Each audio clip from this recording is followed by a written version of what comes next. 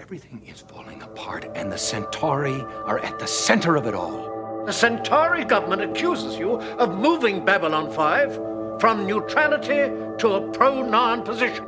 Then Earth is ready to take sides. Don't hold your breath.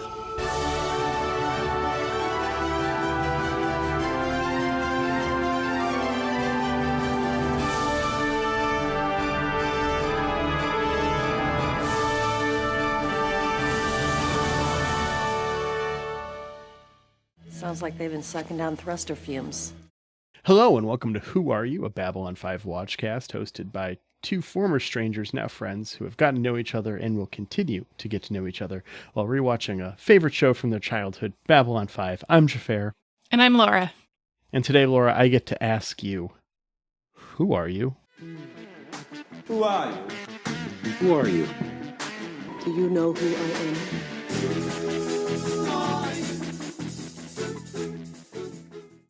Well, we joked off pod for a minute before this that I should just answer with my name over and over and over again. But I won't do that to you listeners. You know, it's been kind of a rough week for me. I had a lot going on at work, and I just really like to relax when I get home. And so, like, lately I'm just kind of also a TV watcher. I'm just watching a lot of TV and shows, and not as many books lately. I know we've talked about, books I was reading before. So I'm just turning off the reading part of my brain and enjoying some escapism through the television lately. Yeah, what have you been watching? Well, we've been watching the new Star Wars, Andor. I don't know if you've picked that one up, have you? I have watched the first episode. Okay. And I have been waiting for time to watch it with Beth. We've had other things higher on our queue list than Andor, so we're kind of letting it build up a bit, and I think we'll just watch it all. Probably, given our current rate and what we're watching, I'm going to guess by Monday we'll probably start watching it. Yeah. So Andor dropped like 3 episodes on the first day. Yes. And because our son is very anti-Star Wars right now, I think it's just because he wants to push back against what daddy likes, He's been a bit of a pain if we try to watch it when he's still awake. Yeah. So we haven't made it through all of the episodes yet, so nobody get any spoilies out there in the Discord, please. But I've been really impressed. You liking it? I am. I mean, I like Diego Luna.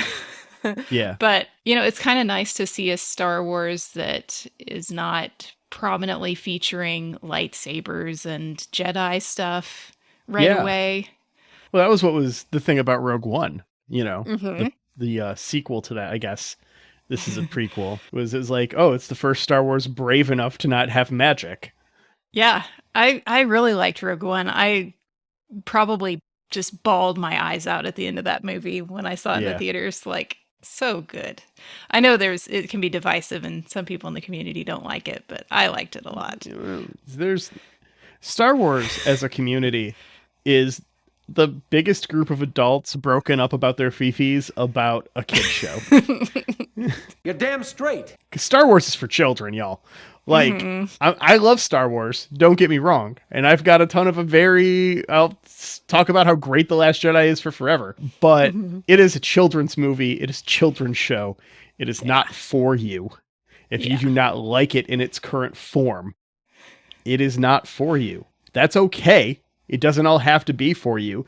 And when it was made for you when you were a kid and you loved it and it was for you, of course, it has changed for the people that it is for now. Sorry, I do not mean to monopolize your time, Laura. No, I think the Star Wars community is it's hard to talk about a Star Wars show without embracing the fact that, it's gotten a little weird. And, you got to just enjoy stuff. Yeah. If you want adult sci-fi, watch Star Trek, you nerd. And it's okay to just enjoy Star Trek, too. 100%. Enjoy what you like. I'm not here to yuck anyone's yums. I'm not here to shit in anyone's cereal box. Yeah. So I'm really enjoying that sort of non-traditional Star Wars. And then we also are watching The Great British Baking Show is back. I don't know if you caught that on Netflix, but we're on another season. I watched the first couple and I haven't been back. Yeah. But I do love that show. I'm adoring the group of people that they have this time. the bakers. And of course, I just love Noel Fielding, who is one of the comedian hosts. I haven't on there. watched any of his seasons. Oh, really? He's wacky and just wears the best clothes, and I love him. And of course, Paul Hollywood is always he's not mean, but they think he's mean. Like, they consider things Paul Hollywood says mean, and I'm just like, God, he's being so nice. You all should feel so grateful you're not on an American show.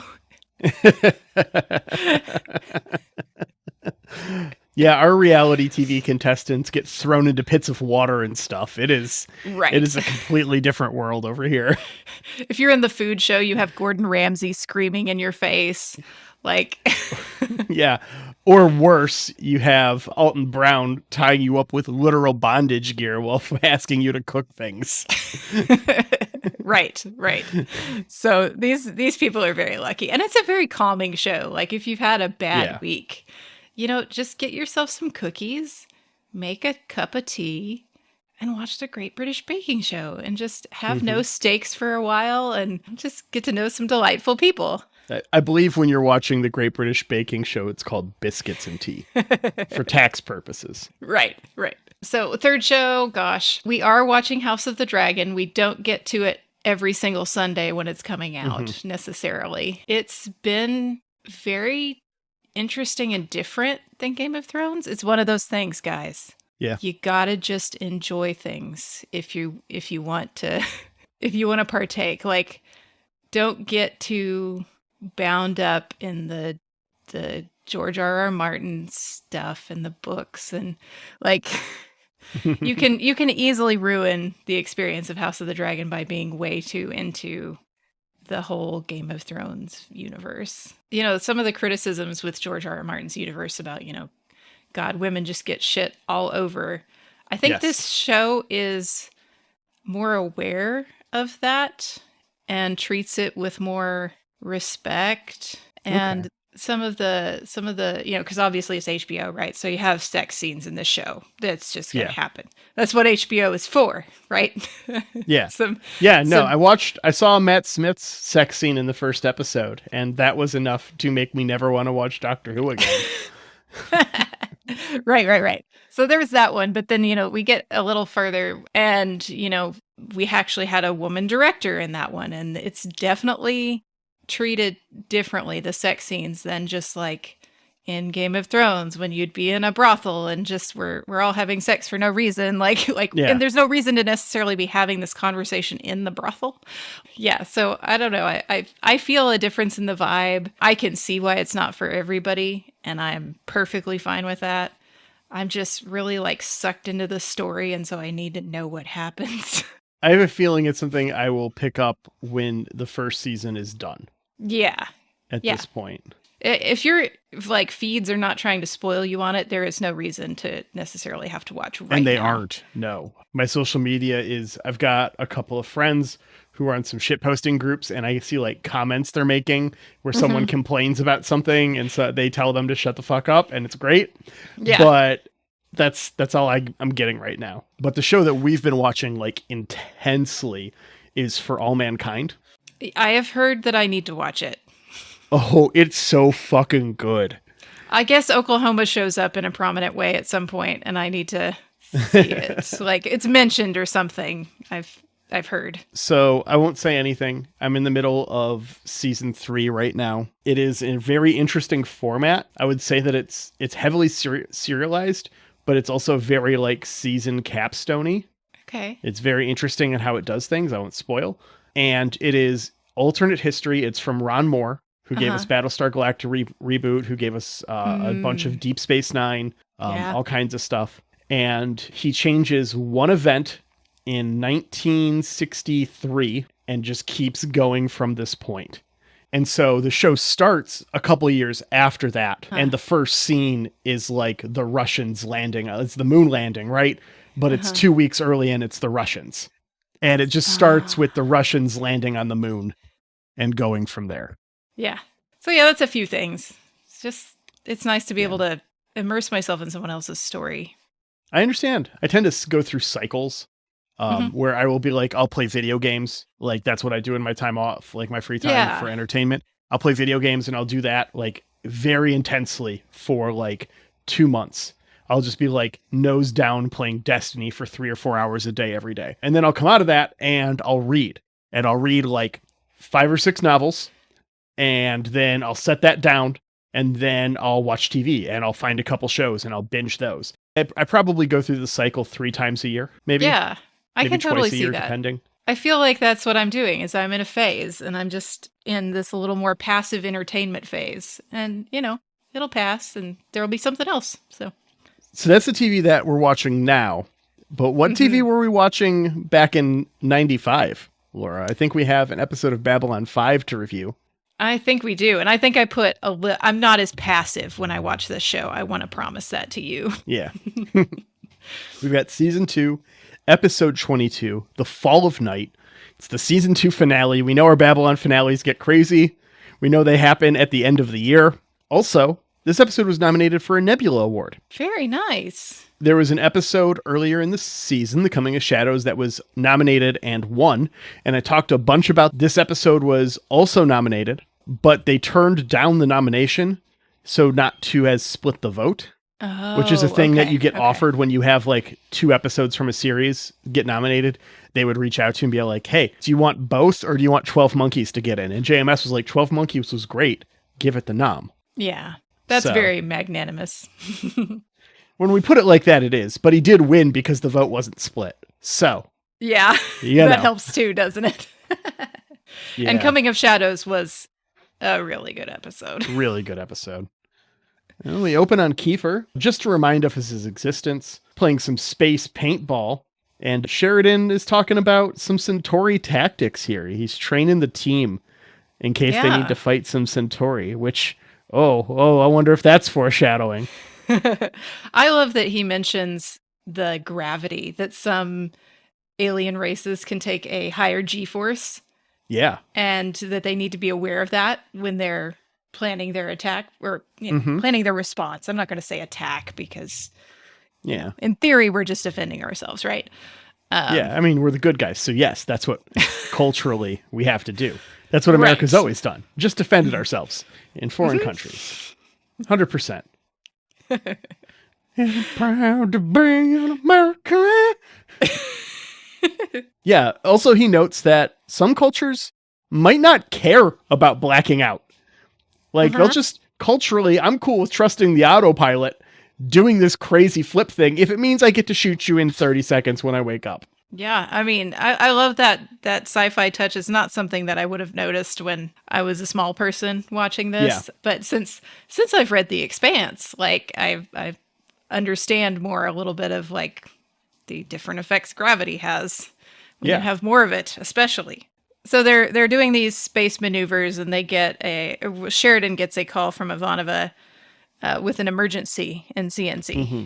After this, we cut over to Lanier and Veer doing what appears to be a daily commiseration. They never listen to us. It makes me nervous. Yeah, this is super cute. They basically just worry dump each other every day. Yeah. About whatever they're worried about that their ambassadors are doing. And I was thinking about this. Have we seen these two together very much in this show up until this point? I don't believe so, but I love it. Yeah, I mean, if we've seen them together, I think it's been in the company of their ambassadors. But I like that they have each other to lean on, and they do their dump, and then they are like, okay, same time tomorrow? Cool. So Ivanova meets Sheridan in the locker room as he's complaining about the performance of I think it's Zeta Squad and Delta Squad that are out there, but he had a whole bunch of the fighters out there. He wants the squads to train more and harder. And if you look at this scene around the 220 mark, he's complaining about their performance to Ivanova, and there's 2 people in the background, and they are having some very funny reactions to everything they're saying. Watch the guy, especially. There's the man and a woman. And the dude gets some great looks on his face, especially when Ivanova says that she could start issuing live ammo to improve morale. So just... Oh, that's fun. If you weren't looking in the background of the scene, listener, I beg you, go back and watch because it's nice work from these extras. We cut over to Sheridan's office, and we find that important thing that pulled him away from the fighter training is that the Centauri have attacked both the Drazi and the Pak'mara. Yeah, they're very calm when they're talking to Sheridan about this. Too calm. Yeah. But I mean, it also might be expected in a number of ways at this point. I don't think we've seen any big emotion from a Pak'mara at all. We know the Drazi can get a little animated. Purple. Green. But yeah, they're very calm for people who are concerned about being invaded.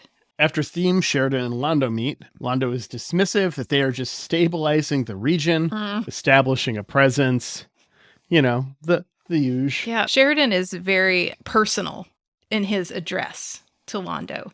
He uses a lot of yous accusingly, speaking almost as though he's speaking to Londo and not about you, the Centauri government, or you, the Centauri race. Yeah. Londo is kind of fed up, though, about this whole thing. Sheridan's just like, show me on a map where it ends. Like, can you show me on a map where it's going to end? And Londo just gets pissed. Yeah. And that's the end of that. He threatens Sheridan and leaves. We cut to Garibaldi, noting that Londo has changed dramatically. He's a little empathetic, saying Londo is riding a wild horse. He holds on tighter because he can't risk falling off. Yeah, this is a very sharp contrast to how we saw him deal with Jakar in the last episode. He doesn't even feel like he can talk to Londo about this. He doesn't know who Londo is anymore, even though they were such good friends in season 1. After this, a Earth Force VIP arrives, Frederick Lance from the Ministry of Peace. JMS notes that this character is based on Neville Chamberlain, the British Prime Minister from 1937 to 1940, who had a policy of Nazi appeasement. Yeah, it's not so thinly that worked veiled. out real well. No, he actually quotes him directly at one point in the episode. Yes, I remember that. I did highlight that in my memory. So, yeah, Mr. Lance, and he has a lackey with him of some sort, someone else in the Ministry of Peace. Yes, Mr. Wells, who should look a little familiar. Or at least sound. We've seen him before. Yeah, this is Naroon. Yeah. Without all the loaf. He's got all the makeup off. Yeah. Very nice hair. I was shocked at how much he looked like Kyle MacLachlan. Yeah. We do get a fighter pilot in the staging area. Someone mentions a shadow ship and tells Kiefer. Yeah, someone's seen a ghost in hyperspace. Someone has seen the ghost besides Xhafer. Yep. And then Mr. Lance and Mr. Wells arrive, and they pay some lip service to being fascist bureaucrats. I tuned this scene out, to be perfectly honest. I just was not interested in anything they had to say. Yeah, I was just staring at the armband on Mr. Wells. He's very clearly from the Night Watch. Yes. Kiefer gets a drink and some shit from another pilot until he gets them to talking about the shadow ship sighting. Yeah. And the other pilot's just like, don't go chasing waterfalls. Like, this is a bad idea, yo. Why would you want to see this thing again? It's been in my dreams. Yeah, he can tell from Keffer's description that he obviously saw it. Like, he knows exactly what this is, but he does not understand why Xhafer would possibly want to go see it again. He doesn't understand that, like, need to prove that he's right. Cut over to Ivanova and Lance, who are talking about meetings with the ambassadors. And he says he's trying to build a legacy for his children's children. And then a jump point opens on the far side of the planet, and a Narn heavy cruiser arrives and requests sanctuary. Yeah. They were on a deep space scouting mission and managed to survive the main Centauri attack. They are probably the last Narn cruiser left. So all of that fleet that we have one left. And it's currently hiding behind Epsilon 3, trying to repair its engines. And I think they're almost out of supplies. Yeah. They're like diverting power away from the med bay to heal people. Yeah. To be able to keep their engines running. It's a whole thing. It is not good for them. They are in dire straits. Narn comes to talk to Ivanova about her career after this. Yeah.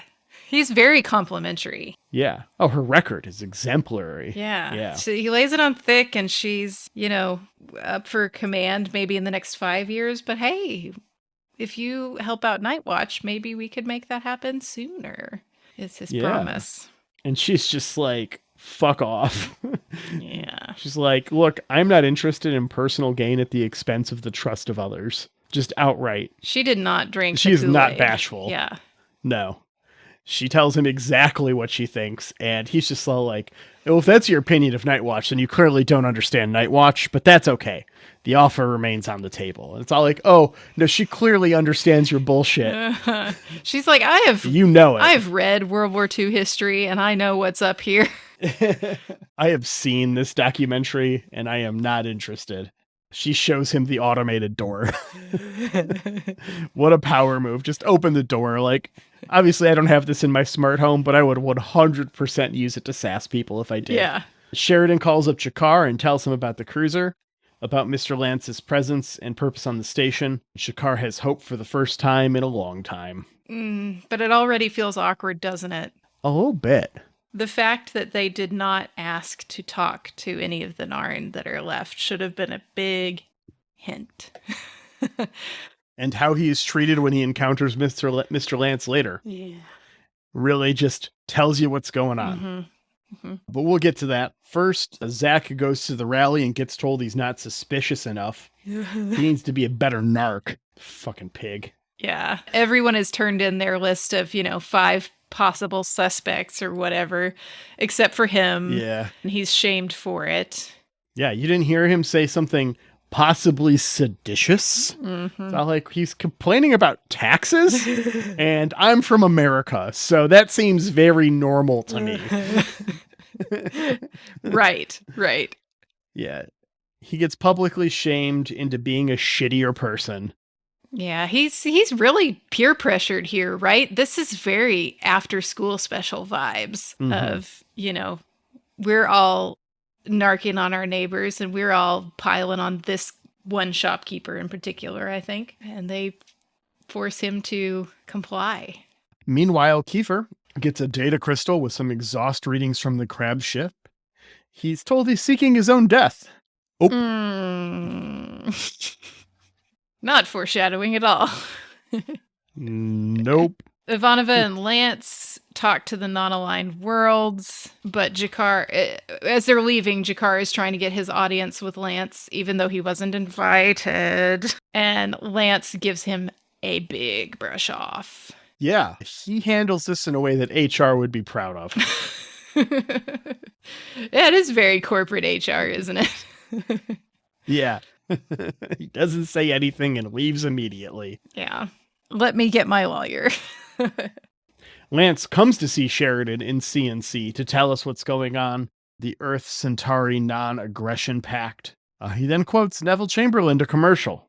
Not foreshadowing at all. Yeah. We come back to Ivanova and Sheridan talking in his office. They feel the non-aggression pact is a bad idea. Ivanova notes it's almost a new year and gives him a holiday present. Yeah. Merry Christmas. Happy Hanukkah, whatever. A piece of shrapnel from the Black Star. Which is going to be really hard to explain to Delenn next time she's in his quarters. I'm sorry, Ambassador. Your signal is breaking up. I'll have to call you back. Yeah, for real. And also just like, what a weird thing to get somebody. Here's this shrapnel from, what might have been a dark time in your life when you killed a lot of people. I mean, she says it's to remind him that the impossible is only that until someone proves it otherwise. Because this is something he's done by being able to destroy a Minbari cruiser. Okay. Does she say how she got this? Because she does. Okay. She goes on for a little bit that apparently a handful of pieces of it were held by EarthGov and Earth Force. And she found like one that was like stored somewhere that no one cared about and requested. They weren't all classified, Yeah. Well, I mean, if you look at it, it's like a little metal bobbin. It's like a couple inches of metal welded. It looks like it's a joint of a wall or something. Like it doesn't look like it's a particularly important piece of Minbari technology. Yeah. I just thought it was funny. I was like, man, that's a thing that we're going to do in the future as humans, isn't it? Like when we get in space battles and somebody is going to go out there and chop up the remnants of the ships and sell them to people. There is a game about it. Yeah, I believe it. Hardship Spacebreaker is a game that is capitalist dystopia. You Cool. are a starving person who can't afford anything, and you take a job that's super dangerous, dismantling spaceships in orbit that are being decommissioned, and you pull all the salvage that's important out. You throw all the metal in the metal thing, you throw all the plastic in the plastic thing, and you make money, and occasionally the ships blow up on you, and then you get cloned and brought back right to where you were doing the thing. Oh, man. And then you get charged for when you die, and you start the game $1 billion in debt. Boy. Capitalist dystopia. It's a really good game. That- It's a really good game. It is. I would not describe the experience as fun for most of it, but it is really enjoyable. And I like it. I like tearing apart ships because it's ooh, I'm getting in the minutia of tearing apart this ship. This is fun. Oh, there's the engine. Let me be really careful as I lower it. Oh, I exploded. So if you don't get enough capitalist dystopia in your daily life, listener, just go ahead and join Xhafer over there. Come to think of it, that's a game that I only played in the current presidential administration. And much like Cyberpunk 2077, I couldn't in the last. Yeah. Just emotionally, I couldn't handle it. Yeah, I can see that. I've watched Aaron play Cyberpunk 2077, and I get it. Yeah. Anyway. Londo calls. He's mad as hell that they're sheltering a cruiser. Sheridan tries to warn the Narn that a Centauri cruiser arrives just fucking immediately. He gets on the horn and is all hey, the Centauri know. Oh shit, they're here already. Yeah, this stupid Night Watch. It's their fault. Yes. This is where someone tells the minister what's going on. Yeah. Someone from CNC is a snitch. And we know what happens to snitches. Mm-hmm. They tell the superiors things that get them in trouble. Yeah. Snitches are bitches. Yeah. I'm a pacifist. Yeah. For as much as combat as I've enjoyed, fake combat as I've enjoyed in my life, real combat is not for me. You're not out there cutting up snitches. I do not want to hurt a person ever. It sounds terrible. Yeah, I wish that Londo felt that way, because then, well, I guess the show would be a little bit more boring, wouldn't it? But if everyone just got along the entire time, the Babylon Project, a success! Honestly, after the last few years we've had Xhafer, I would watch that show, and I would put on a cup of tea, and I would get me some cookies, and I would just watch people get along, and I would love it. Oh boy. I can't even say shit because I watch a YouTube series. It's literally that. Oh, cool. I have a YouTube series that's about rebuilding a boat from 1920, Oh, cool. 1910. And it's literally just an hour of people woodworking and replacing things on this boat every 2 weeks for the last 5 years. Yeah, that sounds great. Aaron watched this one that's a series about a guy who bought a ghost town. I think it's in California or Nevada or something. You know, it used to be a silver mining place.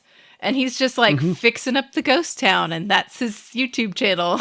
And I similar vibe, I think. 100% similar vibe. You should send me that link. I'll send him the one I have. Okay, will do. Anyways, fighters scramble to protect and escort the cruiser away from the station. Yeah, you really almost think here that they're going to be able to do it, right? You're like, because we had that Minbari ship that showed up and was threatening to fire on the station, and then it never did. Yeah. And you think, okay, we've seen this sort of situation before, and we've gotten through it. It's going to be okay. Until it's not. It's not really okay. Yeah. Londo calls again, and Sheridan tells him how it is. They're going to use deadly force if they fire on anything. I'm going to protect this fucking station. Fuck off. Hangs up the phone, drops the mic. The cruiser is protected while it's here. During this, Lance is mad as hell and tries to make it all about him. Yeah, this is where we should keep these people off of fucking CNC, right? Right? You mean an old white guy busted in and tried to make it all about him?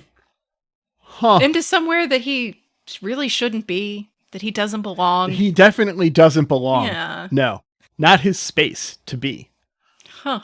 Do not start getting delusions of grandeur. The Centauri fire on the Narn and B5, ending a standoff that holds for a moment. B5 loses a pylon, which is something we've seen in the opening scene for forever. Yeah, finally we get to see why when it happens. The Narn escape, and Babylon 5 destroys the Centauri cruiser. Yeah. There's a little bit about JMS talking about how space combat works in the Babylon 5 universe from the Usenet, and that is fighters engage fighters, and capital ships engage capital ships. Okay. And the reason it works that way, and you'll notice the Centauri did not launch fighters, is exactly this. Okay. Because the fighters were able to focus on the cruiser and take out its weapons, leaving it defenseless for Babylon 5 to destroy. Okay. So the fighters, because they're up close, are able to get in and target key systems, disabling them, allowing Babylon 5 to fully disable and then inadvertently destroy, because they didn't try to destroy the cruiser. It explodes after the fighting is done. But that's why the combat works that way, is because if you don't have fighters to protect your vulnerable systems on the big ships, the big ships go down. Okay.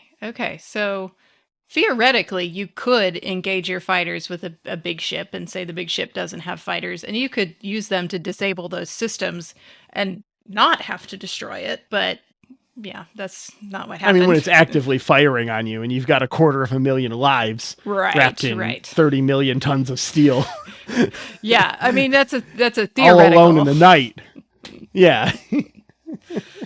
Yeah, so Zeta Squadron made it through the jump gate with the Narn ship. So crucially, they are in hyperspace right now. That will be important later. Right. But we cut to his office where Sheridan asserts to Lance and Wells that he did nothing wrong. And he's right. He quotes regulations. He's got the receipts. He's all like, there was a distress call from a species we're not at war with. I'm obligated to answer it, and I did. General The Order Centauri 47. attacked the station. Yep. They attacked the station. I'm obligated to defend it. I did. Tell me what I did wrong. You can't. And then Wells is even like, yeah, the Joint Chiefs are with you on this one. You did everything you were supposed to according to the rules. But you shouldn't have been offering sanctuary to that Narn cruiser. That was the line. Yeah. If you had said something before, we could have told the Centauri, and they could have come and just taken it back to the Narn homeworld, and nothing bad would have happened. No, they all would have been fine. Right? I mean... Yeah. The humans would have been fine. Indeed. I don't know how many people died on that pylon. They don't talk about it. Nobody's in the pylons, right? I'm going to guess no one. We don't really know what purpose those serve, to be perfectly honest. Yeah. We've never seen a ship dock on them or anything. I imagine a capital ship would dock. No, even when we see the capital ships, like when the Earth cruiser shows up, the Agamemnon and stuff, the Deep Space Cruiser, they're all side by side. They don't dock on those pylons. They come over on transport or something. Yeah, they take shuttles over in between. So I don't know what those pylons are for. They might not serve much of a purpose. They're just full of besides robots. Looking cool. Yeah. I mean, that might be it. Might just be drone storage. Dead drone storage now. Yep.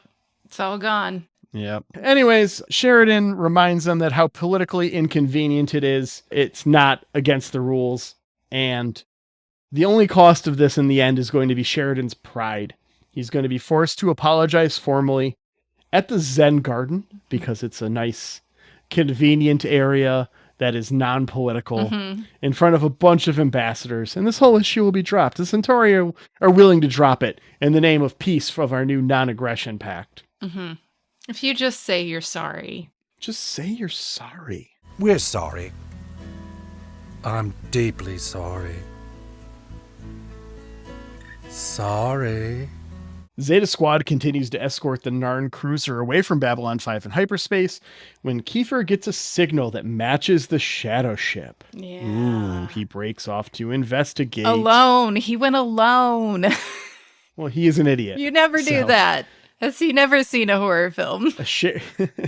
Sheridan gets in his dress uniform and almost practices an apology before heading off to the Zen Garden. I love this. Because I would absolutely monologue this same apology in, certain circumstances.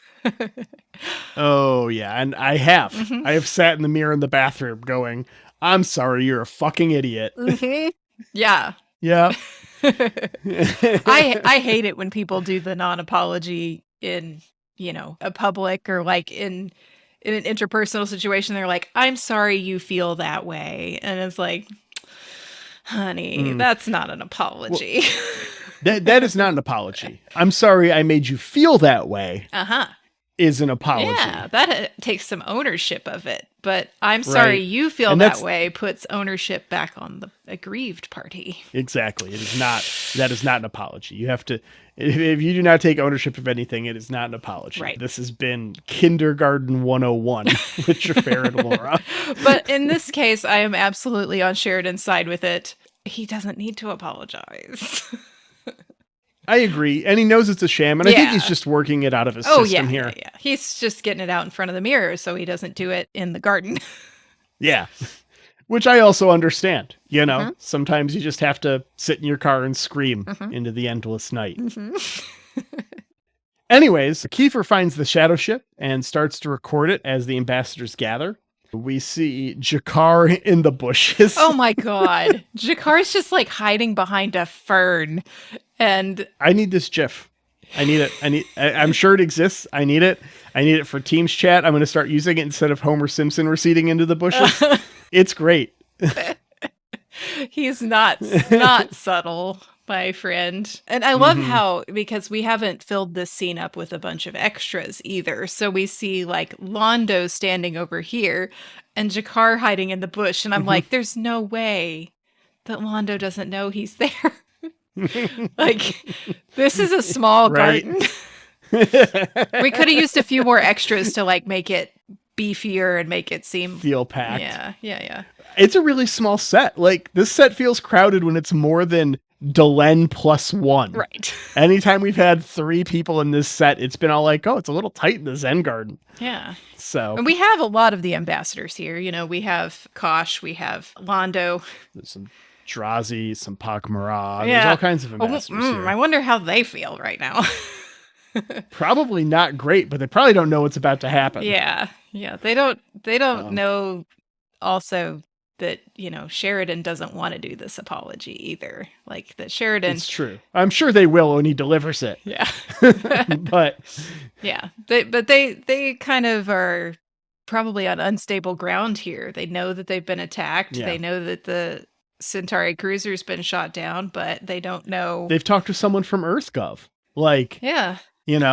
Like the Earth is about to get involved and Sheridan's about to make a statement. Yeah. Might be their thoughts. They might be really excited right now. Like hopeful, excited. Yeah. Well, the Centauri just attacked an Earth station. Yeah. Like really. Like they might be thinking Earth's about to declare war on the Centauri. That is not out of the realm of possibility here. Oh man. To be inside their minds in this scene. Right. I mean, why do you think G'Kar's there?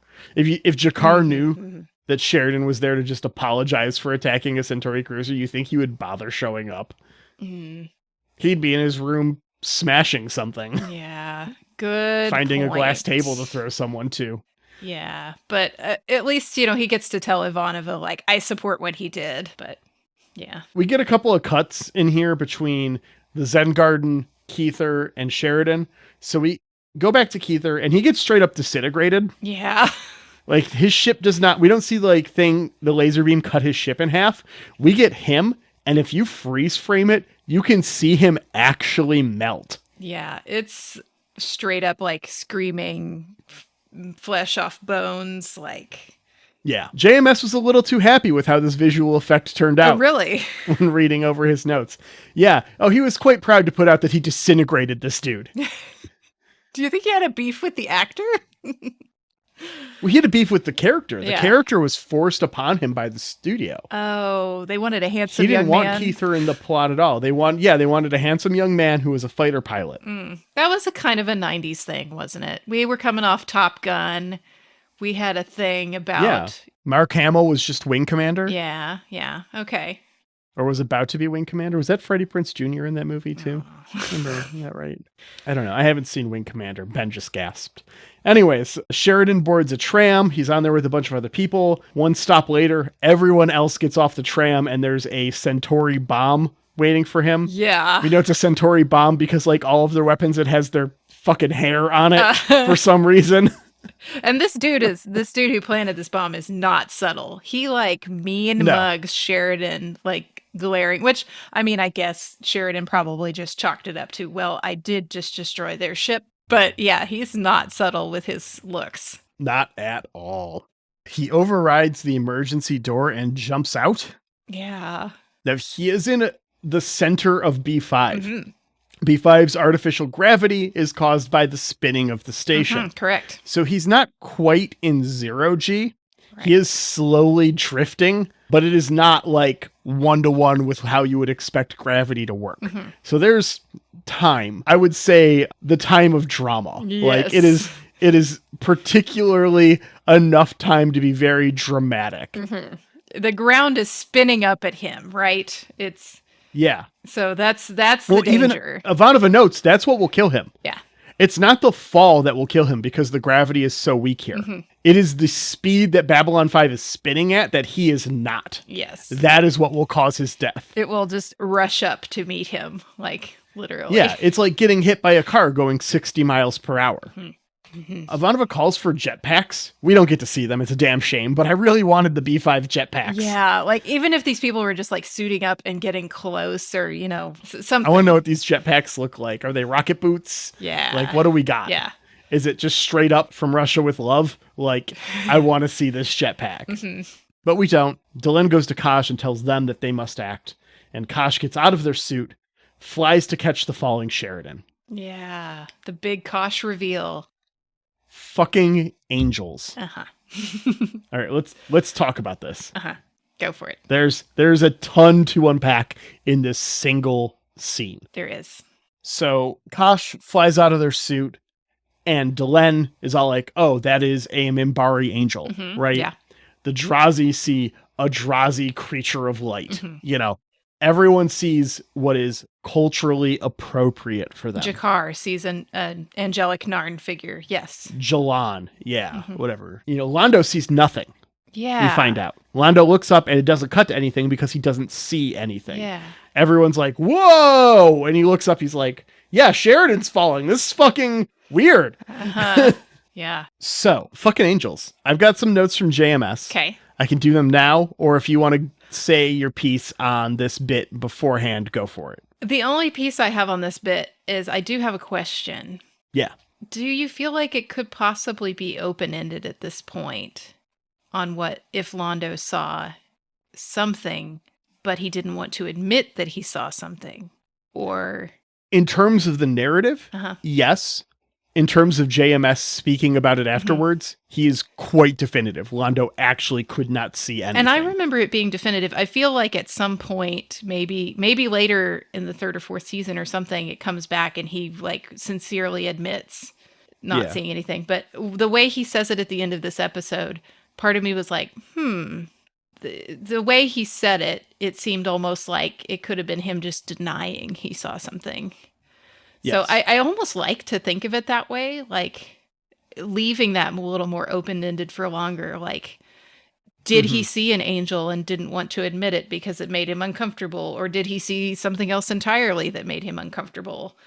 If you did not listen to the spoilies section of the guest episode that we did with Grey 17, Yum Yum, Babylon 5 for the first time, I'm missing at least one or two of the podcasts that joined us. That episode that we talked about, the League of Non-Aligned Podcasts, which I love that name. I do love that name. That's very cute. I brought up something there in relation to this scene specifically about hopes for the reboot, which is to flip it on an end, and I hope the Vorlons are devils. I'll put that in here now because that is, don't wait till the end, I guess, of watching the show for that little bit if you were going to planning on doing that. That was my big comment there is I hope the reboot takes things like this and subverts our expectations based off the original. I think that'd be really cool. Yeah. All right. JMS's notes from Usenet. Do tell. So apparently these aliens are very similar to the aliens in the Abyss. I haven't seen the Abyss since I was like 10 and I don't remember what the aliens looked like. I don't know if I've ever seen it.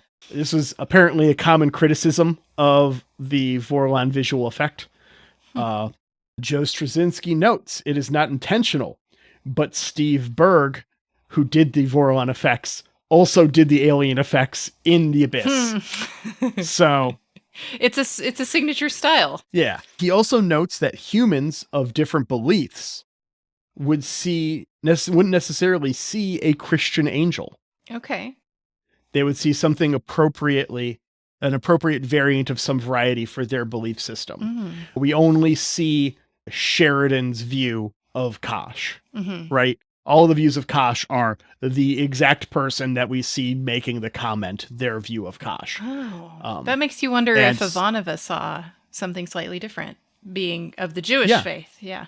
She probably did. And we don't see that probably because it might have been needlessly confusing. And it also kind of contradicts what Delenn says in a moment, in a scene or two down the line, where she's all like, according to their type. But it is strictly your belief. This is an active thing Kosh is doing. Is the other thing, is when Kosh reveals themselves to a single person, it is like a reflex. But to have a different persona and vision to so many other people is very straining on Kosh. Okay. Which is why Kosh gets back, goes back in the encounter suit, and then pieces, and then hides out in their ship for the remainder of the time of this season. Yeah. Like there's no Kosh anywhere. It's also very clearly stated that only Delenn and Sheridan are aware that was Kosh. So everyone else didn't see the encounter suit come up. They didn't see anything. Yeah.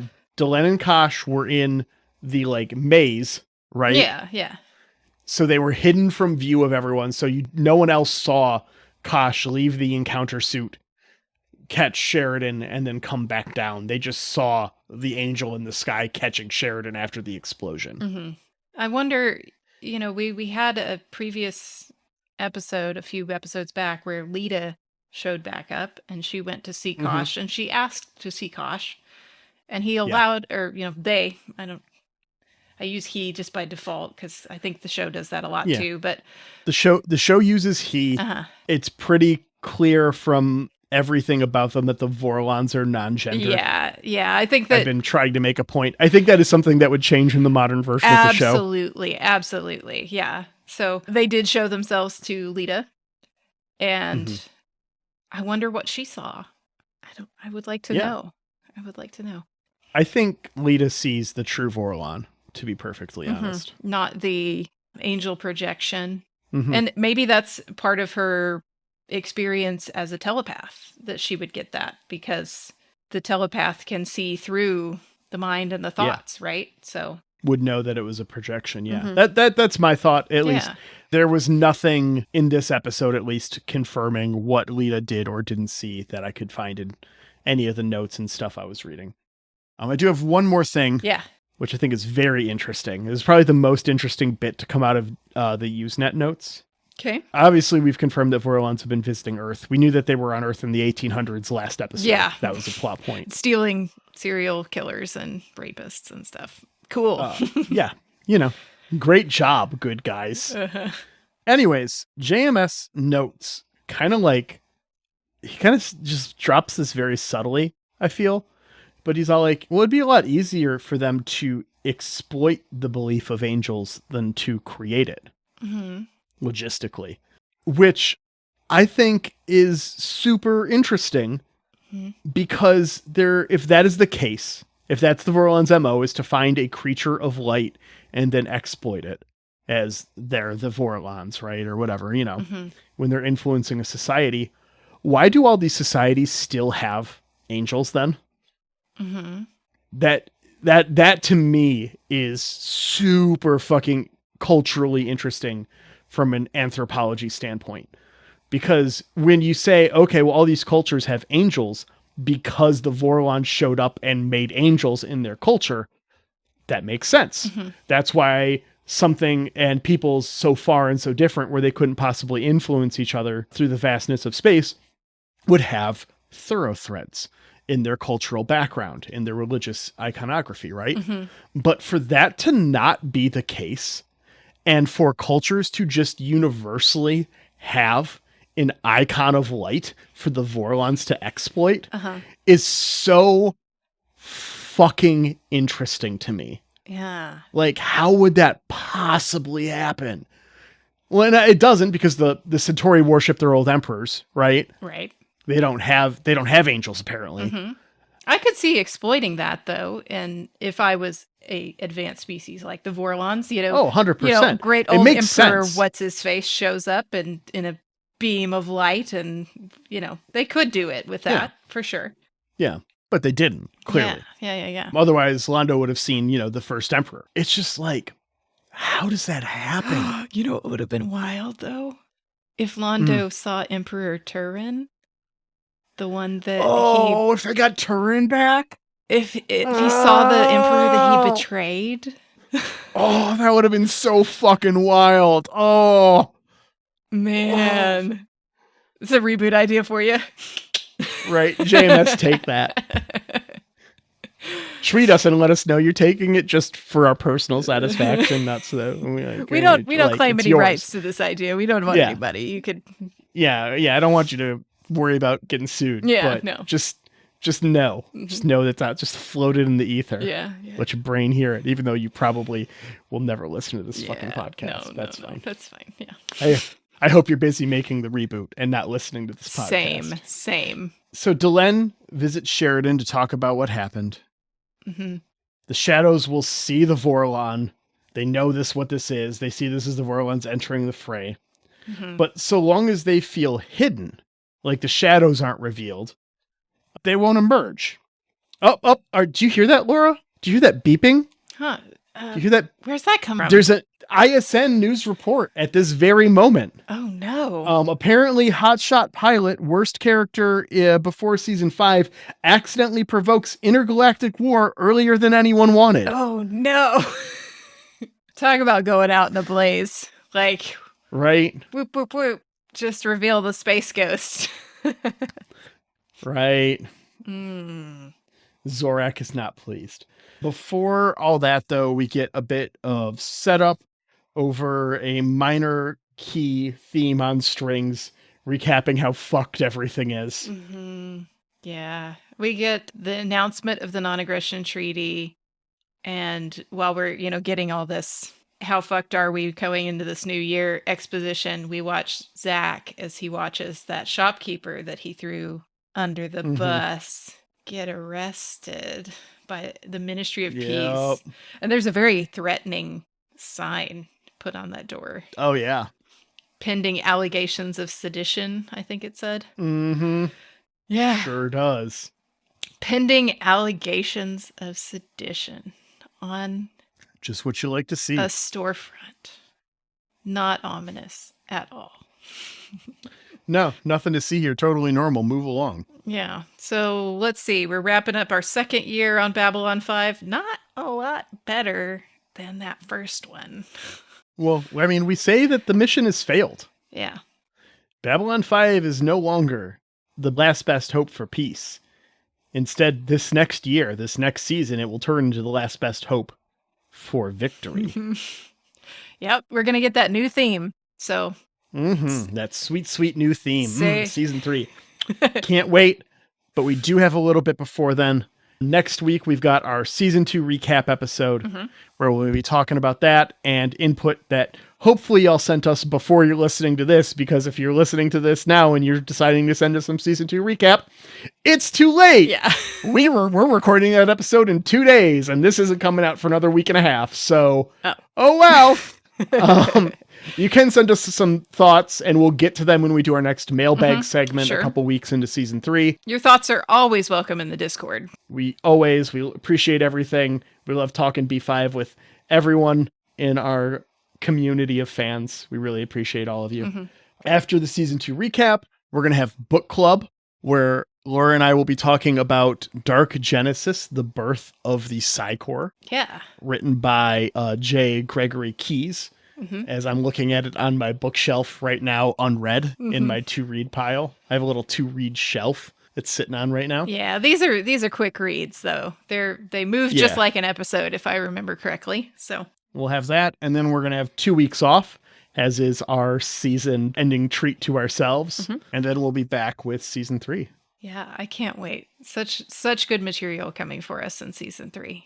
Season 3 is a really strong season. I'm really looking forward to it. Season 3, I don't think it's a stretch to say it's probably some of the best Babylon 5. Yeah. Especially given Season 4 is kind of crunch time because they didn't think they were going to get Season 5. Yeah. And then Season 5 is, well, it's not Crusade. Yeah, season 4, I remember it just being a little awkward because we crunched some stuff up. But I remember there being some real gems in season 4 too. So Oh, for sure. excited. And there's a lot of bangers in Season 4. There's a lot of great speeches in Season 4. There's a lot of great moments in Season 4. And I'm looking forward to it. Yeah.